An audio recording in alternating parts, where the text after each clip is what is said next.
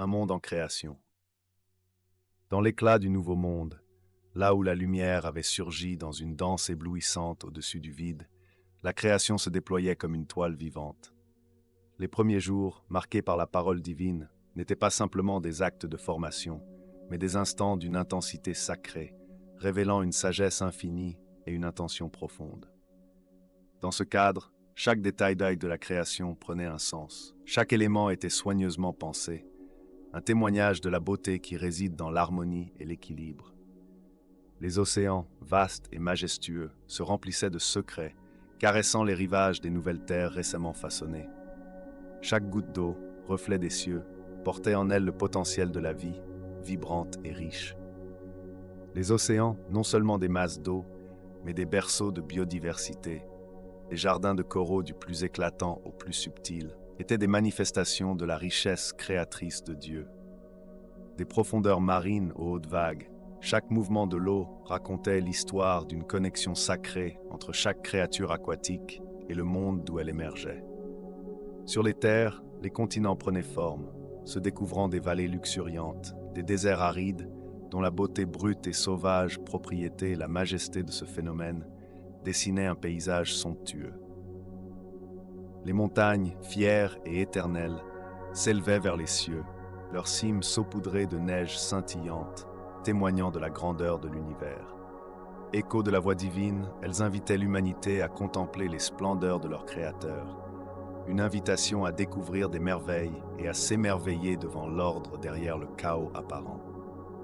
La faune, avec sa diversité infinie, se précipitait à travers les prairies et les forêts, tandis que les oiseaux, porteurs de mélodies divines, prenaient leur envol dans un ciel bleu-azur, vibrant de vie. Chaque espèce, un reflet de la créativité de Dieu, était conçue pour jouer un rôle dans l'équilibre de la création. L'harmonie entre l'homme et la nature était le fil rouge de cette toile incroyable, une danse délicate entre le Créateur et sa création. Au cœur de cet immense tableau, l'humanité, faite à l'image de Dieu, portait la responsabilité sacrée de chérir et de préserver ce monde. Destiné à être le gardien de la création, l'homme était appelé non pas à dominer par la force, mais à gouverner avec sagesse, compassion et respect. C'était un partenariat divin, une invitation à vivre en synergie avec toute vie, une harmonie que Dieu désirait transmettre à travers chaque souffle, chaque battement de cœur et chaque geste de la main. Ainsi, la création, dans son immense splendeur et sa complexité, ne se limitait pas à un simple chef-d'œuvre, mais devenait une expérience spirituelle, un voyage à travers le temps et l'espace, chaque aspect du monde naturel étant un reflet de la magnificence et de l'amour divin. Une grande symphonie où chaque note résonne avec sens et signification. Les origines de l'humanité. Dans l'Éden, chaque jour se levait sur un tableau vivant de brillantes couleurs et de senteurs enivrantes, où le chant des oiseaux se mêlait au murmure des rivières cristallines. Adam et Ève, bercés par la douceur de cette existence, exploraient sans relâche les trésors de leur environnement. Chaque fruit qu'ils goûtaient, chaque fleur qu'ils touchaient, leur révélait les merveilles de la création divine. Tout semblait simple, pur et harmonieux. Dans cet espace sacré, les limites de leur monde étaient imposées uniquement par l'amour de Dieu et le respect de ses commandements. Cependant, une ombre palpait sous l'éclat de cette perfection. Le serpent, créature d'érudition rusée, s'approchait avec des gestes furtifs, sa voix s'insinuant doucement entre les rires et les merveilles. Son message, pourtant enrobé d'un charme séduisant, semait indéniablement le trouble. Le Tout-Puissant leur avait confié la mission de préserver le jardin, mais le serpent introduisit une pensée intrigante. Et si la connaissance du bien et du mal était la clé pour devenir semblable à Dieu, pour vraiment comprendre et apprécier la profondeur de la vie, l'innocence d'Adam et d'Ève, complices de leur beauté, était aussi leur faiblesse. Le désir de découvrir, comme un feu couvant sous les cendres, embrasa leur curiosité. Chaque fruit de l'arbre défendu brillait d'une promesse de sagesse, d'une promesse d'élévation. Dans un instant de vulnérabilité, le choix fut fait, défiant la limite que Dieu avait placée pour les protéger. L'acte fut à la fois impulsif et tragique, une cession à la tentation envoûtante qui allait modifier le destin du monde. Dès qu'ils goûtèrent aux fruits défendus, une ombre de connaissance envahit leur esprit. Ils réalisèrent leur nudité, non seulement dans le sens physique, mais dans un sens plus profond, leur vulnérabilité à la douleur, à la honte et à la séparation. L'Éden, qui avait été un refuge, se transforma en un miroir révélateur de leur désobéissance. La communion avec Dieu, cette douce mélodie qui résonnait dans leur être, se mua en silence assourdissant. Leurs cœurs, autrefois légers comme l'air, furent alourdis par la conscience du mal. Avec la chute, l'humanité se trouva à un carrefour. Une aventure tumultueuse débuta, marquée par les cicatrices de regrets et les promesses d'un renouveau. Le monde devenait un espace où l'angoisse et l'espoir cohabitaient, où la lumière et l'obscurité dansaient ensemble. Pourtant, cette impulsion à choisir le bien malgré le mal, cette capacité à se relever face aux échecs, devient l'essence même de l'expérience humaine. Ainsi, l'humanité avançait dans ce labyrinthe d'épreuves, apprenant au fil des âges que chaque chagrin pouvait être un tremplin vers la sagesse, chaque faux pas un appel à l'amour. Dans cette danse des ombres et des lumières, l'espoir s'est éveillé, suggérant que même dans la chute, il y avait une possibilité de rédemption. Les ancêtres et la promesse. Dans la continuité des récits des patriarches, il est impératif d'explorer comment la foi d'Abraham a non seulement façonné sa propre destinée, mais aussi celle des générations à venir. Abraham, un homme ordinaire, se distinguait par une audace transcendante, poussé par une voix divine qui l'appelait hors des sentiers battus de sa vie confortable à Our. Partir pour une terre promise, c'était bien plus qu'un simple voyage. C'était une métamorphose spirituelle. L'appel de Dieu était un test de foi, un défi à son appréciation du monde et de ses propres aspirations. Dans cette quête de ce qui était inconnu, Abraham est devenu le patriarche, non seulement par ses actions, mais par la manière dont il a cultivé un espace pour la foi au sein de ses relations avec Dieu et avec les autres. La promesse que Dieu fit à Abraham, celle de faire de lui le père de nombreuses nations, était tout autant un don divin qu'un appel à la responsabilité. Chaque enfant qu'il engendrait, chaque nation qui émergerait de son lignage, portait la marque de cette promesse. Isaac, son fils, est devenu le réceptacle de cette lignée promise, une continuité qui témoigne de la fidélité de Dieu, même dans les moments de doute. Nous voyons comment, malgré les défis, comme le récit de la presque immolation d'Isaac, la foi d'Abraham se manifeste en une confiance absolue en la providence divine. Cette confiance ne fait pas abstraction de la souffrance, mais l'embrasse, sachant que la douleur et le sacrifice sont souvent les précurseurs de la grâce. Isaac, à son tour, incarne une autre dimension de la promesse. Dans ses propres luttes pour établir une identité distincte face aux Philistins, il illustre la lutte entre la foi héritée et la nécessité de la revendiquer pour soi-même.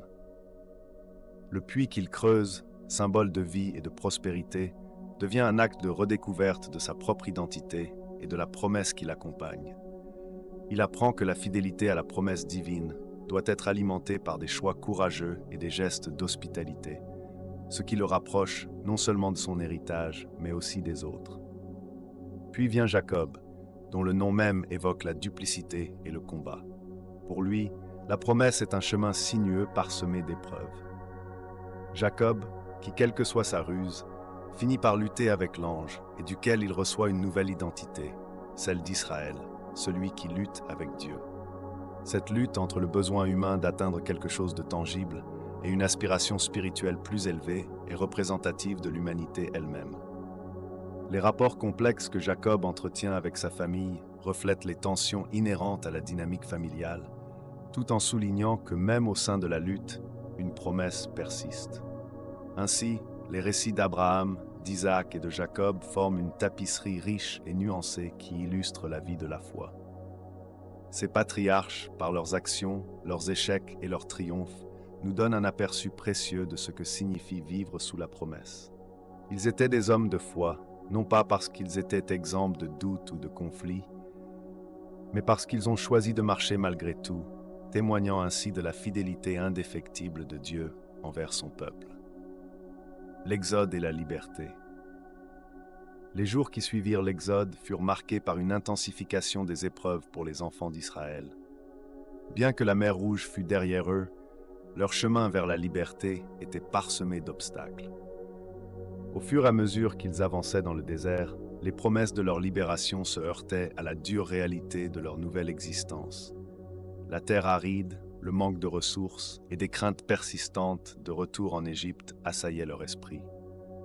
Pourtant, c'était en ces instants d'épreuve que leur foi fut véritablement forgée. Dieu, qui les avait délivrés de la servitude, ne les abandonna pas. Il se manifesta à eux sous des formes miraculeuses, nourrissant leur corps affamé par la manne qui tombait du ciel et étanchant leur soif grâce à l'eau jaillissant du rocher.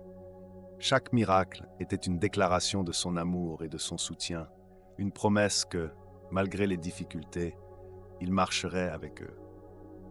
Les enfants d'Israël apprenaient à se confier en lui, non seulement comme un libérateur, mais comme un père aimant qui pourvoyait à tous leurs besoins. Cependant, ces moments de grâce étaient souvent assombris par des doutes et des murmures. Certains parmi eux ressentaient le poids de leur exil, la nostalgie des conforts de l'Égypte, même s'ils étaient liés par les chaînes de l'oppression. Ils en venaient à questionner la sagesse du départ, ce qui engendrait un climat d'insatisfaction, nuançant leur expérience collective d'émancipation. À travers ces tensions, Moïse, leur guide, se tenait entre Dieu et le peuple, cherchant à réconcilier les espoirs et les peurs. Sa foi était son arme, et il savait que chaque épreuve était une occasion d'approfondir la relation entre Dieu et son peuple. L'élément clé de cette phase du voyage était le don de la loi au mont Sinaï. C'était là que Dieu révéla ses commandements, établissant un cadre pour la vie de ceux qu'il avait choisis. Les lois n'étaient pas simplement des règles, mais plutôt une charte qui cimentait leur identité nouvelle. Les enfants d'Israël apprenaient non seulement à vivre en tant que peuple libre, mais aussi à comprendre les responsabilités qui découlaient de cette liberté. C'était une époque où l'engagement envers le divin se traduisait par des actes, et l'ensemble de la communauté commençait à se transformer, forgeant ainsi une nouvelle culture ancrée dans l'expérience de la foi. En regardant vers l'avenir, ils comprenaient que les défis de la liberté n'étaient pas simplement des obstacles à surmonter, mais également des occasions de croissance. Chaque pas, chaque combat pour l'eau, chaque morceau de manne devenait un témoignage de leur voyage ensemble, unissant de plus en plus leur cœur.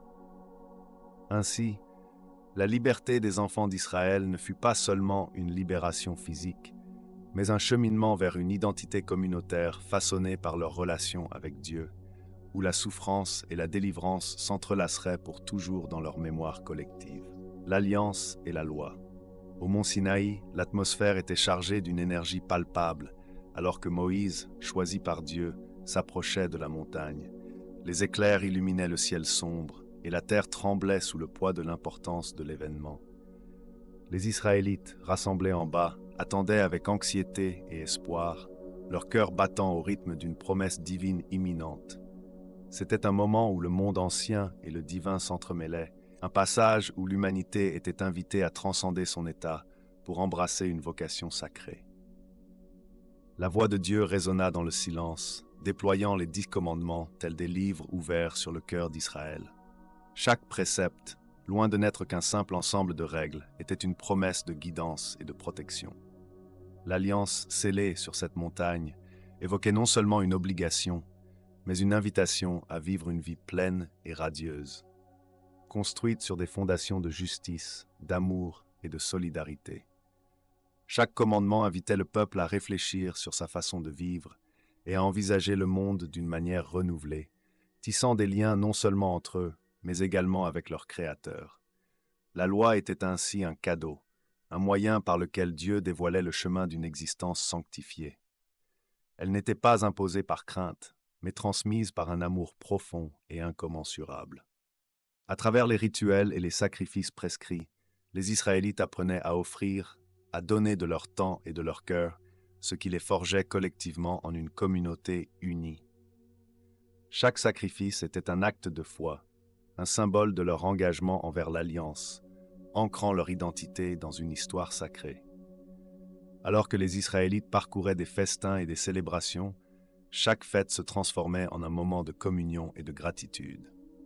Le Shabbat, par exemple, invitait à la contemplation et au repos, loin des préoccupations quotidiennes, permettant aux familles de se rassembler dans une atmosphère de sérénité. C'était une pause sacrée pour se souvenir des œuvres de Dieu et de la belle promesse d'une vie ensemble. À travers ces moments, les liens se renforçaient et la gratitude prenait racine dans le cœur de chacun. Les devoirs et les droits qui s'énonçaient dans la loi rappelaient à tous leurs responsabilités envers les plus démunis et les étrangers. L'instruction de prendre soin des autres ne faisait pas que renforcer le tissu communautaire. Elle éveillait aussi une conscience collective, une aptitude pour se souvenir des luttes passées. Les rituels de carême et de pardon étaient des rappels puissants que dans cette alliance, la croissance personnelle et communautaire se fondait ultérieurement dans une marche vers la sainteté. Ainsi, ce fut au mont Sinaï que le peuple d'Israël reçut bien plus qu'une simple législation divine. Ils reçurent un appel à la transformation personnelle et collective, un programme sacré pour vivre en harmonie, en communion avec leur Dieu et entre eux. En intégrant ces valeurs essentielles, ils apprendront à incarner une existence pleine de sens et à refléter la lumière de Dieu dans le monde qui les entourait, déterminant ainsi un chemin clair vers l'avenir, les rois et les prophètes. Dans l'éclat des siècles qui ont suivi l'union sous la royauté de David, les bruits de la majesté et des échos de la fanfare militaire résonnaient. Cependant, derrière le trône brillant et les capacités militaires impressionnantes se cachait une nécessité poignante de fidélité spirituelle. Les rois d'Israël, malgré leurs victoires éclatantes, étaient souvent assaillis par l'avaresse et l'orgueil, deux fléaux qui pouvaient éclipser même les cœurs les plus pieux. Mois après mois, les prophètes, ces guides inflexibles, émergeaient des ombres des collines désertiques, portant avec eux des appels désespérés à la repentance et à un retour à Dieu. Leur voix résonnait comme un cri dans la nuit, comme celle d'Élie qui défiait les idoles sur le mont Carmel. Élie était un phare de force, ardent dans sa lutte contre les faux dieux qui séduisaient le peuple par des promesses de richesse et de sécurité. Sa confrontation avec les prophètes de Baal n'était pas seulement une épreuve de pouvoir, mais une démonstration de loyauté à la seule divinité véritable.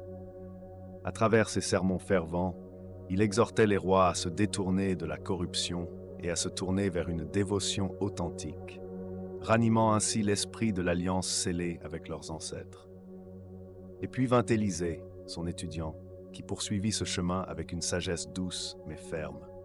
Élisée était l'incarnation de la grâce divine, accomplissant des miracles qui rappelaient au peuple le amour inébranlable de Dieu. Chaque acte de guérison ou de multiplication des pains n'était pas qu'un acte merveilleux, mais une invitation à restaurer leur relation avec le Créateur.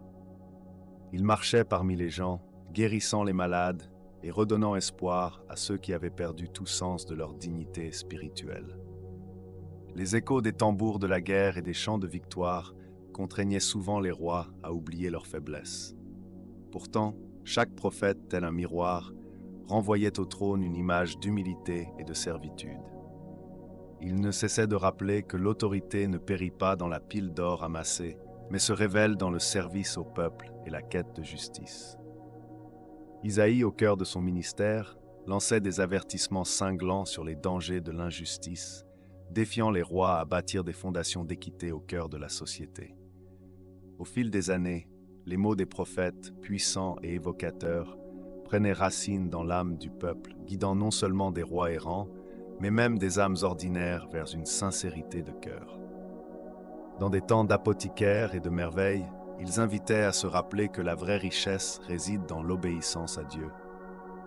Les rois et les prophètes coexistaient dans un espace de tension spirituelle.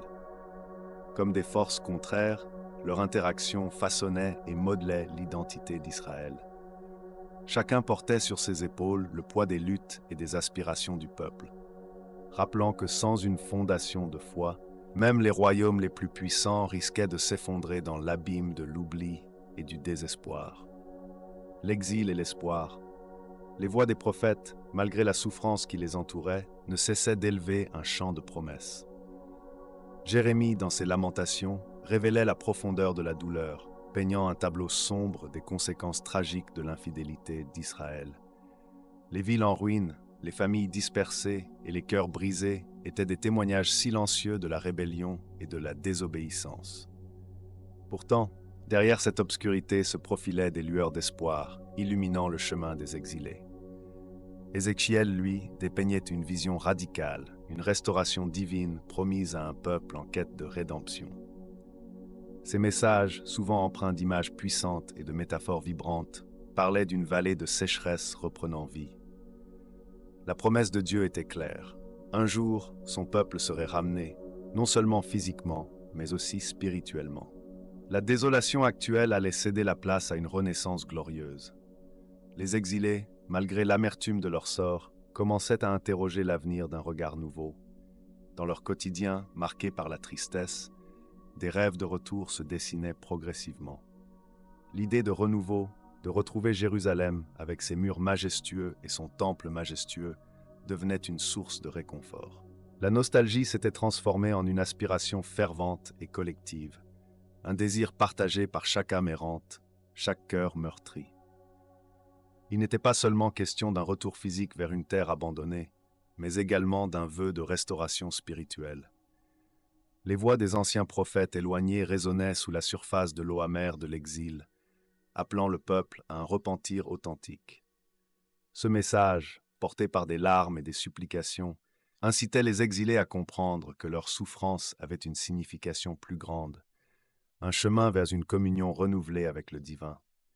Les discussions dans les communautés exilées commençaient à s'animer, non pas seulement autour des pertes, mais autour des promesses. Les enfants, tout en jouant, inventaient des récits de retour. Les plus âgés partageaient des souvenirs de leur terre natale, des chants du passé résonnant dans l'air chargé de mélancolie. Leur voix, une symphonie de souffrance et d'espoir, transformait chaque parole en acte de foi, remodelant lentement la perception de leur destin. Ainsi, l'exil, loin d'être uniquement une période de souffrance, était également un creuset d'espoir. Les promesses de Jérémie et Ézéchiel, bien qu'émanant de lieux de douleur, contenaient en elles des germes de vie, promesses d'un avenir radieux.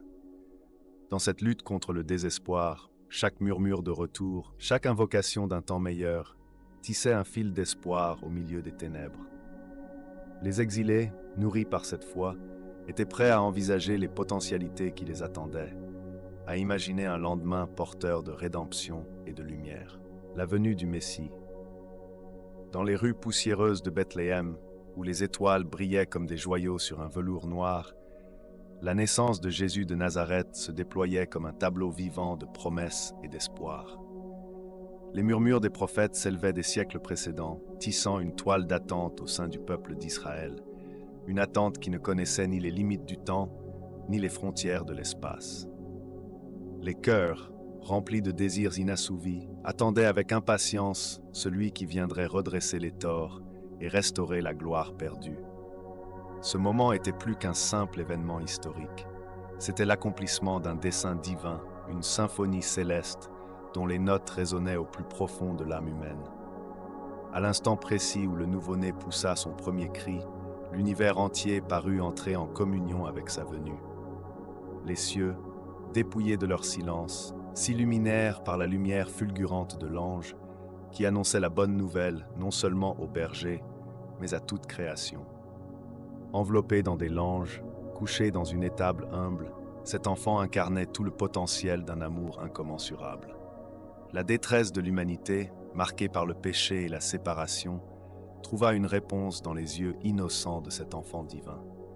Il ne vint pas avec une couronne d'or, mais avec la douceur d'un baiser, une invitation à la réconciliation. Là où l'ombre du jugement pesait lourdement sur les épaules des hommes, Jésus apportait une lumière nouvelle, une compréhension renouvelée du sacrifice. Sa vie serait un témoignage vivant de l'amour inconditionnel, celui qui aime même ceux qui lui tournent le dos. À travers ses enseignements, il transcendait les lois, les rituels et les traditions, illustrant que la véritable essence de la loi se trouvait dans l'amour et le pardon.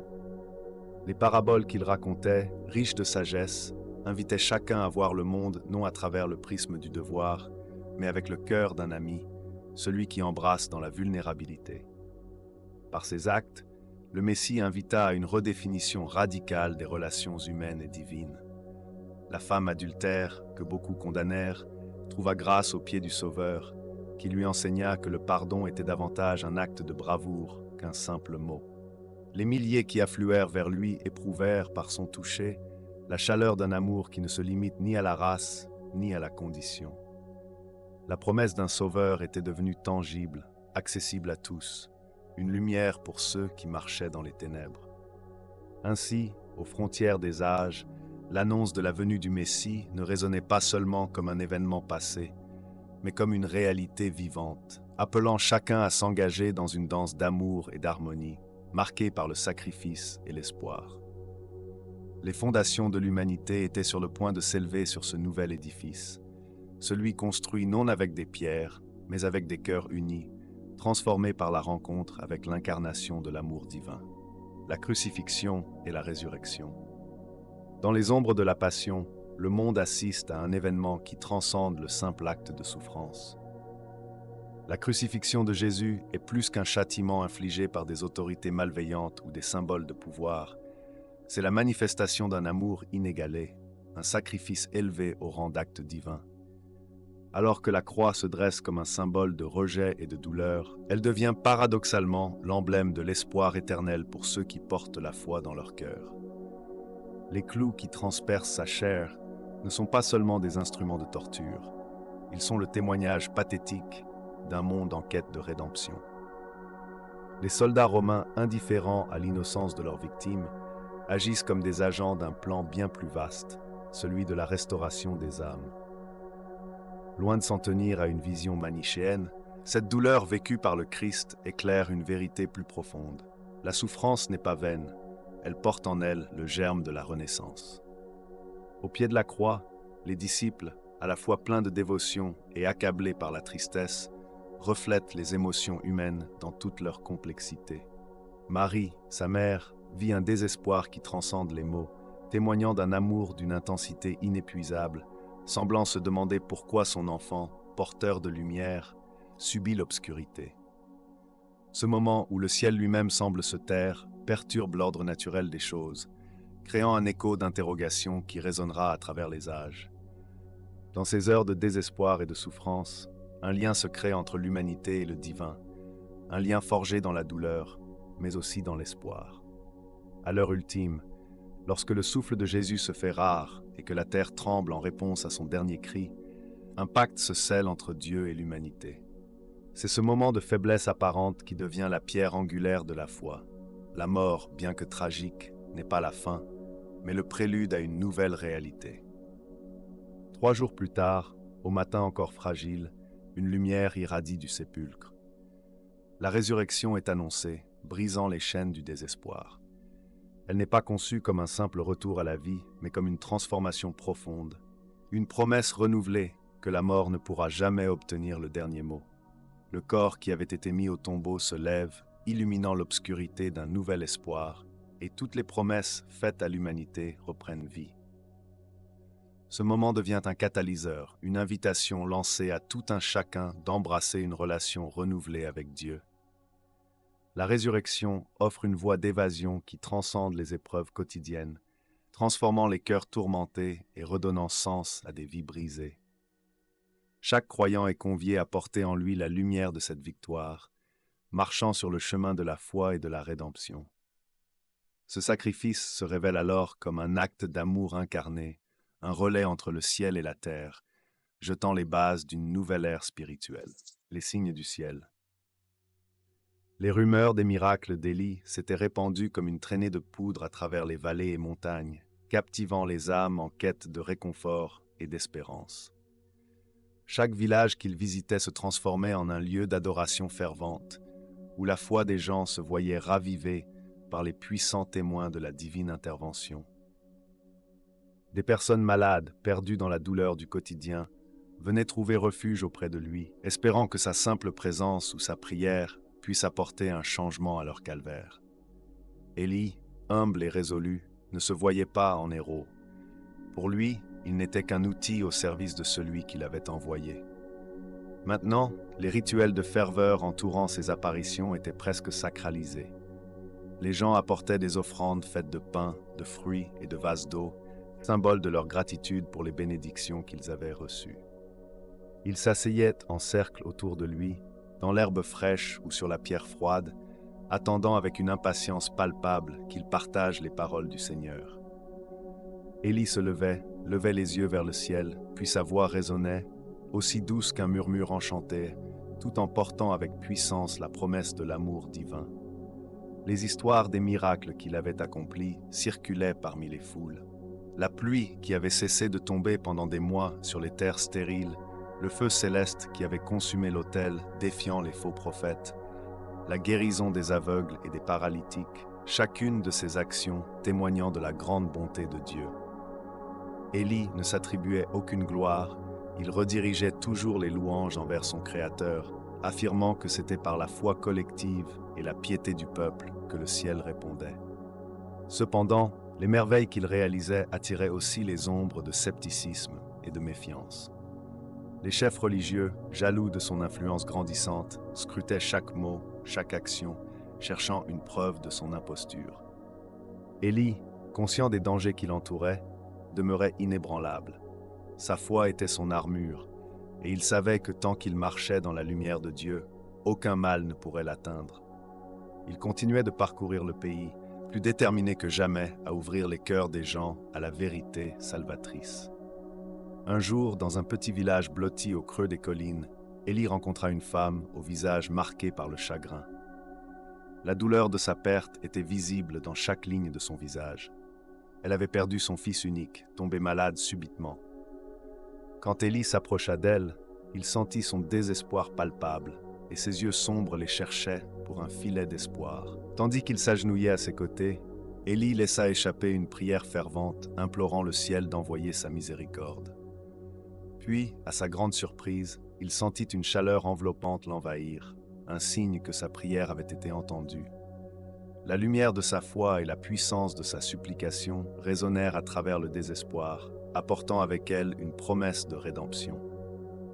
En ce jour, dans ce village joyeux, Élie ne fit pas que guérir. Il y insuffla une nouvelle vie, un souffle d'espoir, prouvant une fois de plus que même dans les moments les plus sombres, la lumière divine, la fin des temps et l'espoir renouvelé. La Bible est un voyage à travers l'histoire humaine, où chaque livre, chaque verset résonne avec l'écho des luttes et des espoirs de l'humanité. Le livre de l'Apocalypse, souvent entouré de mystères, ne se limite pas à des prophéties d'effroi ou de désolation. Au contraire, il offre une toile vibrante, pleine de promesses divines et d'un avenir rayonnant. Dans cette dernière révélation, l'auteur Jean nous dévoile un panorama où la lumière de Dieu perce les ténèbres, nous incitant à voir au-delà des épreuves actuelles. Les visions de Jean décrivent une réalité où le mal ne triomphe pas, un lieu où la souffrance n'a plus de place. En parcourant ces pages, on découvre que Dieu a prévu un plan pour restaurer la création. Les cieux nouveaux et la terre nouvelle sont les emblèmes de cette restauration. Ce tableau nous rappelle que le règne de Dieu n'est pas simplement une aspiration spirituelle, mais une réalité tangible qui s'accomplira selon la divine volonté. Ce règne apportera l'harmonie dans les relations entre les êtres humains, les nations et entre l'homme et la nature. Chaque larme sera essuyée et la mort, ce dernier ennemi, sera vaincu pour toujours. Les symboles riches utilisés dans le livre de l'Apocalypse, comme le lion et l'agneau, illustrent la puissance paradoxale de Dieu, un roi conquérant qui s'est d'abord fait serviteur. Ce contraste fort nous rappelle que la force divine se manifeste souvent dans l'humilité et l'amour, plutôt que dans la force brute. Ainsi, même au cœur des tumultes, les croyants sont invités à tenir ferme, à garder les yeux fixés sur cette promesse de rédemption. L'espérance que nous évoquons n'est pas une simple attente passive, mais une motivation dynamique qui nous pousse à agir ici et maintenant. Lorsque nous nous confrontons aux réalités pesantes de notre monde, conflits, inégalités, détresse, nous sommes appelés à incarner cette espérance renouvelée. Cela implique non seulement de se préparer pour cet avenir glorieux promis, mais aussi de devenir des agents de changement dans le présent. Dans chaque acte de bonté, chaque geste d'amour et chaque choix de paix, nous sommes l'outil par lequel Dieu réalise sa volonté sur terre, reflétant ainsi ce royaume à venir. De plus, le livre de l'Apocalypse nous fournit des assurances profondes sur la fidélité de Dieu envers son peuple. À travers les tribulations, sa voix assure que ceux qui sont appelés sont bénis. En saisissant cette promesse, nous prenons courage face aux défis, sachant qu'il ne s'agit pas uniquement de notre force, mais de la force qu'il nous confère. Ainsi, nous faisons partie de cet ensemble divin, d'un mouvement inexorable vers la rédemption. Chaque jour, nous nous rapprochons un peu plus du jour où la gloire de Dieu s'épanouira pleinement. C'est ce regard d'espérance qui nous élève, nous galvanise et nous encourage à persévérer malgré les incertitudes de notre existence. La fin des temps, alors, se dessine non pas comme un épilogue tragique, mais comme un commencement glorieux, où notre Dieu, tout-puissant et aimant, réalisera son ultime promesse de restauration.